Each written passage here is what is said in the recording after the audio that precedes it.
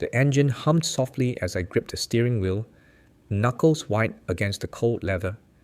My breath came in shallow bursts, the echo of 1,000 thoughts pulsing in my chest. Tonight was supposed to be just another dinner, another evening with her family, forced smiles, the usual awkward silences. But something had shifted.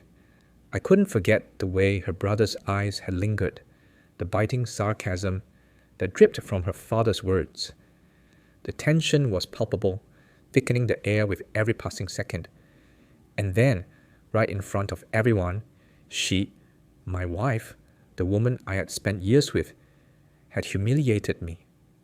The sting of her quiet, dismissive laughter still burned on my skin. That was the moment I realized I wasn't the man I used to be, the man who once stood tall beside her. Now, all I could think about was the sweet taste of revenge and the road to self-discovery that had only just begun. The dining room was as sterile as the rest of the house, elegantly furnished but devoid of warmth. The table was set meticulously, every fork and glass aligned in perfect symmetry, but the air was heavy with an unspoken tension. Gloria sat at the head of the table, her eyes sharp, always scanning for something to critique. Her smile was tight, like a mask, and beneath it, there was a coldness that had never been easy to ignore. I had grown accustomed to her passive-aggressive comments over the years, learned to swallow the barbs with a forced smile, but tonight, something felt different. I tried my best to keep my head down, pretending to engage in conversation, nodding along as Gloria droned on about her latest trivial grievances. But as I passed behind her chair, my elbow brushed hers. An innocent accident, one that should have been forgotten in an instant.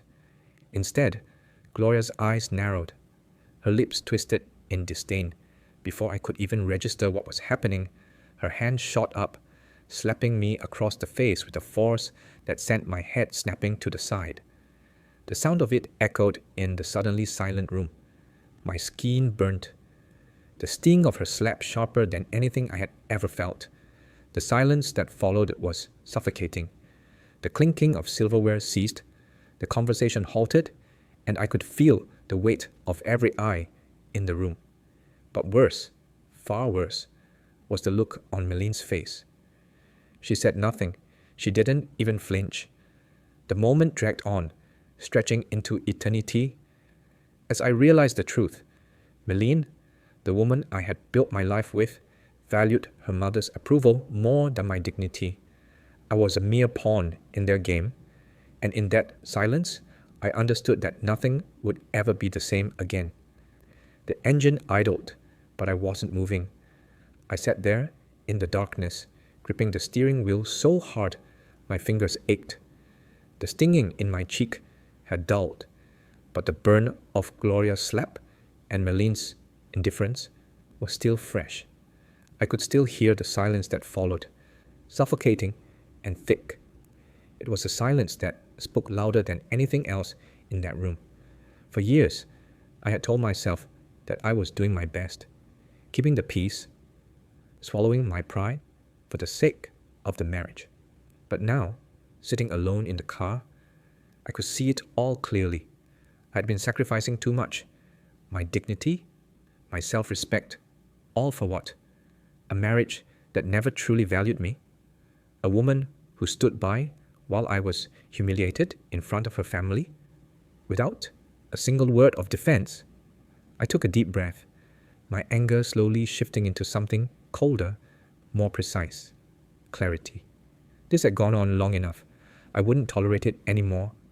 I refused to be a doormat, to play the part of the obedient husband who bowed to every whim and insult, simply to avoid conflict. Something in me snapped. This was just the beginning. I wasn't going to let them dictate my worth any longer. They had humiliated me, but now they would see what humiliation felt like. I had been weak, but I was done being weak.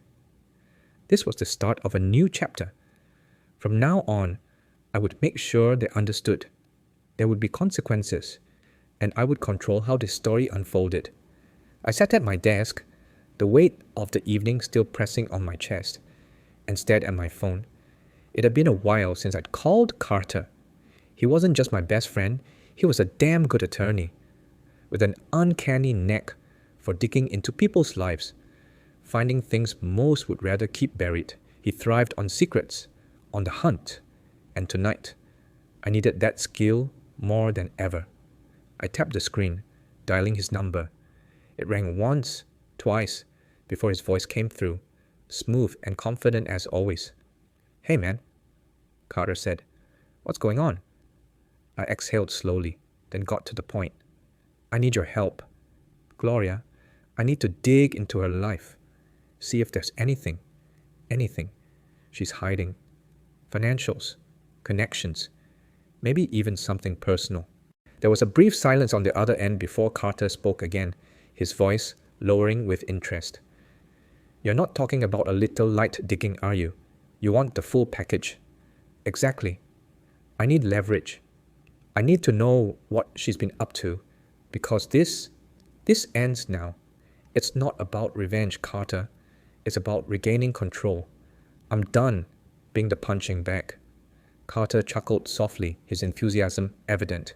"You're serious, huh? All right. Let's see what we can uncover. I'll get started tomorrow." As I hung up, I felt a shift in the air. This wasn't just about getting back at Gloria anymore. It was about taking the power back, and nothing was going to stop me from finding what I needed. A few days later, my phone buzzed on the kitchen counter, the screen lighting up with Carter's name. I picked it up, my heart racing in anticipation. He didn't waste time with pleasantries. "Check your email," he said, his voice steady but with a hint of satisfaction. "I think you'll find this interesting." I rushed to my laptop, fingers trembling as I opened the email. Carter had sent a comprehensive report, pages of information, data, and private records that dug deep into Gloria's life. My eyes scanned the first few lines, then froze. Gloria was involved in serious financial misconduct, siphoning money from joint accounts, redirecting funds into shadow accounts, and several questionable transactions linked to shell companies. But that wasn't the worst of it. There were details about her affair. For the past 2 years, Gloria had been seeing a man who wasn't her husband. The affair wasn't some fleeting fling, it was a full-blown relationship, with hotel receipts, flight records, and even private text messages confirming it all. I sat back in my chair, stunned, but vindicated. This was the leverage I needed, the damning evidence that would crush the illusion of power Gloria had built. But as the details sank in, something else hit me harder. Meline knew. She must have known. How could she not? The lies, the deceit. It was all right there.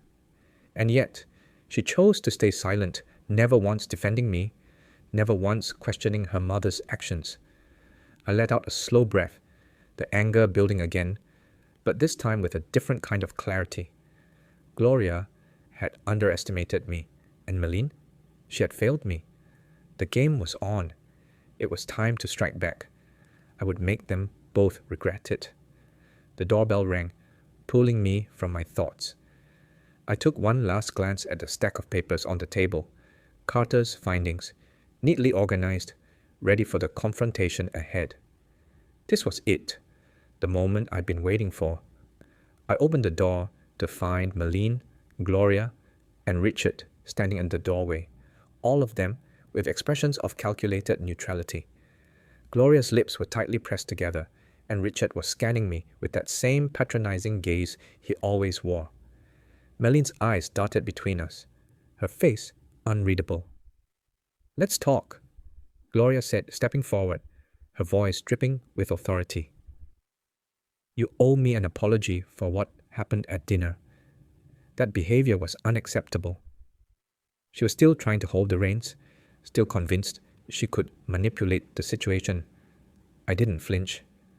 "No, Gloria, you don't get to dictate the terms anymore." She raised an eyebrow, surprised by my lack of hesitation. Excuse me. I remained calm, my voice steady. What you do get is the truth. I slid the papers across the table, the weight of them heavy with the secrets they contained. You've been having an affair for over 2 years. You've been siphoning money from the family accounts into your own private shell companies. Her face faltered for the briefest moment, but she quickly masked it with a forced smile. This is nonsense. But the truth was undeniable. Richard's gaze shifted from Gloria to the papers, and the shock on his face was palpable. Gloria, what the hell is this? The tension in the room thickened, the air crackling with disbelief. Meline stood frozen, slowly piecing together the puzzle. Her gaze flicked from the papers to her mother, then to me. Her face drained of color as the full scope of her mother's deceit hit her. I turned to Meline, my voice unwavering. This marriage has been a lie, Meline. You've let your mother manipulate everything, including me. But not anymore. I won't apologize for standing up for myself. The silence hung in the air like a weight. Gloria, once the puppet master, now stood exposed, her control slipping, her arrogance faltering. Richard looked between her and me, finally seeing the cracks in the facade. Meline's eyes glistened, realization settling in. It was over. And I had finally taken control. Gloria's facade began to crack, the veneer of control she had so carefully crafted slipping away as Richard's expression morphed from disbelief to anger. He turned toward her, his voice trembling with a mix of betrayal and shock. Gloria, what the hell is this? How could you? Gloria's lips trembled, and for the first time, she didn't have an answer. She opened her mouth, but the words didn't come. Her eyes darted toward Meline, searching for support, but Meline was frozen, her face pale, her gaze locked on the papers, her entire world unraveling before her eyes. The silence was deafening. Meline's mind raced, the weight of her mother's lies crashing down on her. She had always chosen her loyalty to Gloria over her husband, but now she saw the wreckage of that decision, the destruction of her marriage, her own complicity in the betrayal. The realization hit her like a wave, and her breath caught in her throat. I stood there, calm but unshaken, watching the family dynamic collapse. This was no longer about me trying to fix something that was broken. It was about stepping away from the wreckage and letting them see the truth for themselves. Without a word, I turned and walked toward the door. My hand gripped the handle, the finality of the moment settling in. The door closed behind me with a soft click, and as I stepped out into the cool night air, I felt an undeniable shift inside me. I wasn't just leaving the house, I was leaving the toxic web that had ensnared me for so long. The past was over, and so was my part in it. I stood on the edge of the driveway, the night stretching out before me like a blank canvas, the cool air wrapped around me, a stark contrast to the suffocating weight I'd carried for so long. For years, I had bent and twisted myself to fit into the expectations of Meline and her mother, appeasing their every whim, hiding my own pain and frustration beneath a mask of forced smiles. But now, that was over. I had made a choice, one that I knew would change everything. No longer would I shrink in the shadow of their manipulations. No longer would I cower at the thought of conflict. I had stood up for myself, and for the first time in a long time, I felt a sense of freedom I hadn't even known I was missing. True respect, I realized, isn't given, it's earned. It's not about avoiding confrontation or trying to keep the peace at all costs. It's about owning your truth and demanding to be treated with dignity. There was a sense of uncertainty. Yes, I didn't know what would come next or where this new path would lead. But I wasn't afraid anymore. The fear that had once crippled me, of being alone, of losing everything, was gone. I was ready to rebuild, to reclaim my life, my dignity, and my identity. I did not walk away in defeat, but with a clarity I had not known before. What I once feared was the end was just the beginning of something far more powerful.